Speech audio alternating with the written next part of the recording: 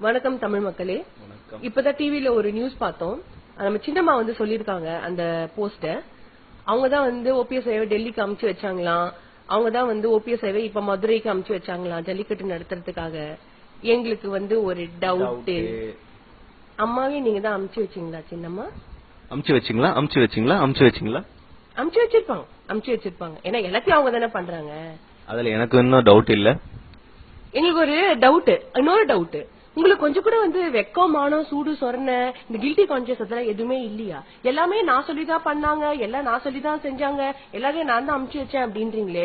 ஏமா இந்த மெரினா பீச்ல அதே மாதிரி எல்லா ஊர்ல எல்லா மாவட்டங்களையும் உட்காந்துட்டு இருக்காங்க இளைஞர்கள், பெண்மணிகள், கர்ப்பிணி பெண்கள், குழந்தைங்க, பெரியவங்க எல்லாருமே இந்த ஜல்லிக்கட்டுக்காக. அவங்களாம் என்ன லூசா வேலை வெட்டி இல்லாம உட்காந்துட்டு இருக்காங்கன்னு நினைச்சிட்டு இருக்கீங்களா? நீங்க எல்லாரையுமே ஒருத்தரும் உணர்வு பூர்வமா உயிரா உட்காந்துட்டு இருக்காங்க. அவங்க வீடு வாசல விட்டுட்டு உட்காந்துட்டு இருக்காங்க. எதுக்காக?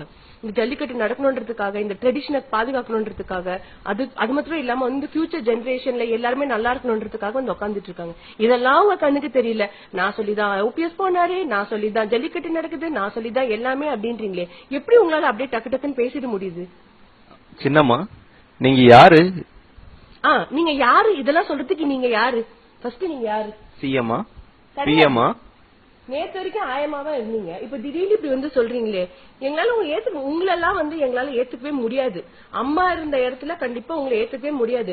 ஏதோ சில பேர் உங்களை சின்னமா சின்னமான்னு சொல்லிட்டு திரியுறாங்க. அது இருக்கலாம். ஆனா கண்டிப்பா ஒரு ஸ்டேபிள் லீடரா உங்களால எங்களால ஃபியூச்சர்ல ஏத்துக்கவே முடியாது. சரிங்களா?